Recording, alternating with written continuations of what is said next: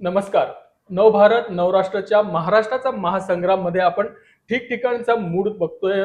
मतदारांमध्ये कशी परिस्थिती आहे, उमेदवारांचं काय चाललंय, कशा प्रकारचा प्रचार सुरू आहे आणि ही सगळी रंगत कशी हे आम्ही वेळोवेळी तुम्हाला दाखवतोय.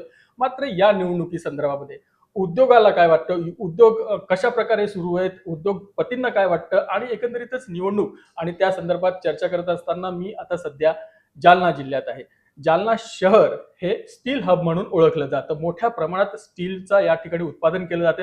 अनेक मोठ्या कंपन्या या ठिकाणी आहेत आणि नागपूर सोडल्यानंतर उर्वरित संपूर्ण महाराष्ट्राचं स्टीलची जी काही गरज आहे ती जालन्यातून पुरवली जाते. अशा या स्टील हब मध्ये सध्या आपण आहोत आणि इथली नामांकित कंपनी कालिका इंडस्ट्रीचे संस्थापक संचालक अनिल गोयलजी आपल्या सोबत आहे. अनिलजी, मी आपलं स्वागत करतो या चर्चेमध्ये. पहिल्यांदा नमस्कार. नमस्कार. सध्या सगळं वातावरण निवडणुकीचं आहे. सगळीकडे तुमच्या पण जिल्ह्यामध्ये मोठ्या प्रमाणामध्ये उमेदवारांचा प्रचार आणि सगळंच रंगत चढलेली आहे.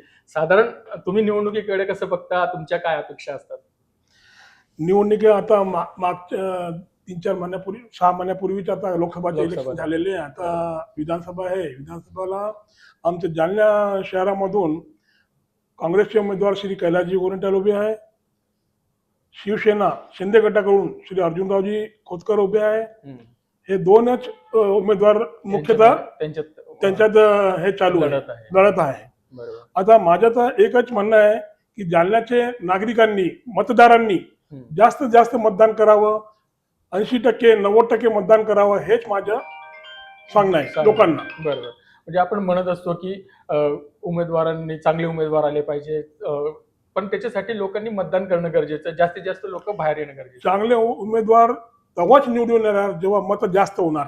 नाही तर काय होतं ना, 60% मतदान होतं, 40% मतदान होत नाही, तर माहीत पडत नाही. मग जे येण्याचे उमेदवार ते येत नाही, दुसरे जे येऊन जातात. बरोबर. म्हणून माझ्या सगळ्यांना आवाहन करतो मी की कमीत कमी 80-90% मतदान झालं पाहिजे. त्यामुळे खरा उमेदवार निवडून येईल आपल्या जालन्याला. म्हणजे आता निवडणूक आल्या म्हणजे आपण वेगवेगळ्या घटकांच्या काय समस्या आहेत ते जाणून घेत असतो. तसं इंडस्ट्रीच्या काय समस्या आहेत किंवा इंडस्ट्री, स्टील इंडस्ट्री आता इथं खूप मोठं आहे तुमच्या जालन्यामध्ये, तुमचे काय प्रश्न आहे किंवा तुम्हाला काय अपेक्षा आहे?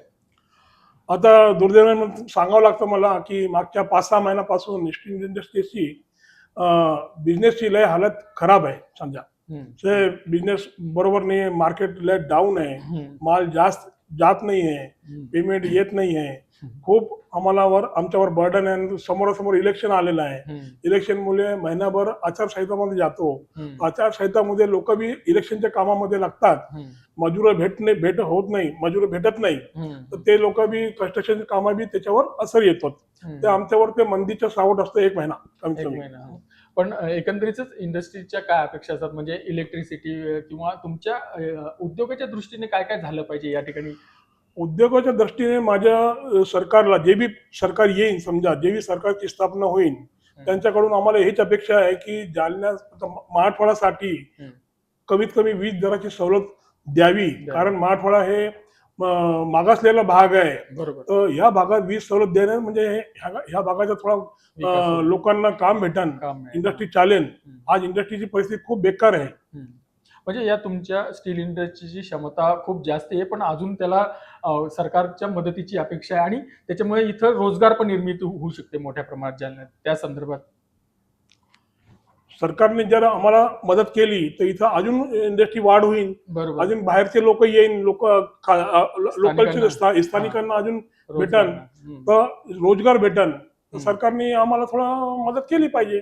अनिलजी, एकंदरीत आपण जर बघितलं तर कुठल्याही भागामध्ये जर रोजगार वाढावा, विकास, उद्योग यावे, यासाठी तिथं स्थिर सरकार असणं खूप गरजेचं आहे. त्याच्यामुळे आत्ताच ही सगळी परिस्थिती बघता तुम्हाला वाटतं की कशा प्रकारे स्थिर सरकार, तुम्ही काय सांगाल? आता मोठापर्यंत सांगतो, आता महायुती आणि महाविकास आघाडी दोनच आहे जसं. बरोबर. तर आम्हाला हेच आहे की सरकार कोणती बी यावं. आम्ही ते सांगू शकत नाही की सरकार कोणती आली पाहिजे, पण आम्हाला सरकारकडून हेच अपेक्षा आहे की सरकारने लोकांसाठी, व्यावसायिकांसाठी रोजगार उत्पन्न करावे. रोजगारासाठी काही टॅक्सची सूट द्यावी, काही इलेक्ट्रिसिटीमध्ये सूट द्यावी.